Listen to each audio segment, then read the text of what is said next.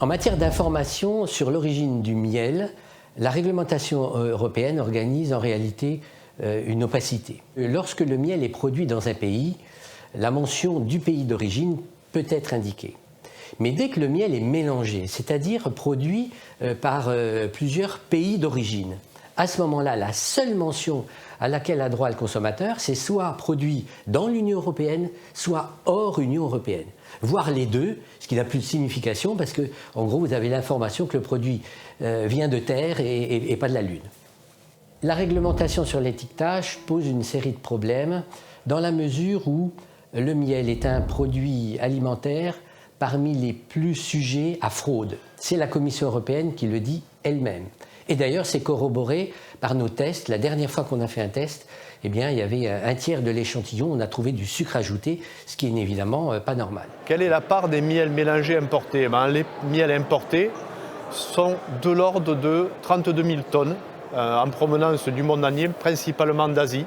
Et ces miels nous posent question parce qu'ils arrivent à des prix extrêmement bas pour un très grand nombre, hélas, des adultérations, donc des miels qui sont frauduleux. Une partie, c'est du sirop, et ça nous pose problème. C'est-à-dire qu'en France, on consomme à peu près 40 000 tonnes de miel, un peu plus. Selon les années, on peut avoir 10 000 tonnes de production française, dans les pires années, moins de 10 000 tonnes, et 20 000 tonnes les très bonnes années. C'est-à-dire, auparavant, la France produisait les 3/4 de sa consommation. Aujourd'hui, c'est 1/4, voire à peine la moitié dans le meilleur des cas, ce qui est exceptionnel.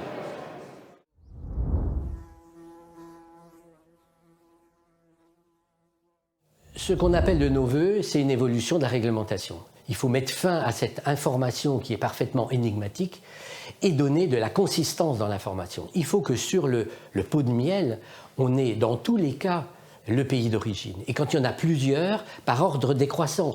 Si ça vient pour 50% du pot de Chine, on mettra Chine en premier, ensuite Ukraine si c'est 30%, et si les 20% restants c'est la France, on mettra France.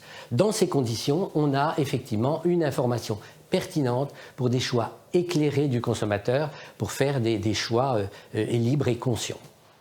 Pour les apiculteurs comme pour les consommateurs, on ne peut souhaiter qu'une meilleure traçabilité au niveau des miels. Qu'on sache d'où proviennent ces miels par pays, notamment les miels d'assemblage. Ce sont des miels composés de plusieurs miels de différents pays. Et ça, c'est fondamental pour une transparence pour les consommateurs et une meilleure égalité pour les apiculteurs.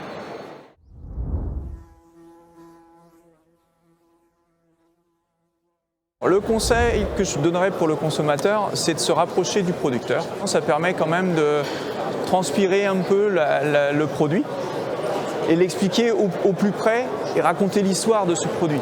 Il me semble que c'est ce qu'il y a de plus important aujourd'hui pour pouvoir être le plus proche de ses clients et donc de ses consommateurs. Pour acheter un bon miel, il faut lire l'étiquette, voir sa provenance. Le mieux est de prendre un miel récolté et mis en pot par votre apiculteur, si possible l'apiculteur local, qui pourra vous conseiller, vous expliquer aussi comment on récolte le miel. J'aime pas trop triturer le miel, j'aime bien le garder dans son identité, dans sa valeur refuge. Parfois un peu tiède sur un pain perdu, si vous voulez, on va glisser le miel, il va juste avoir la juste température pour le goûter.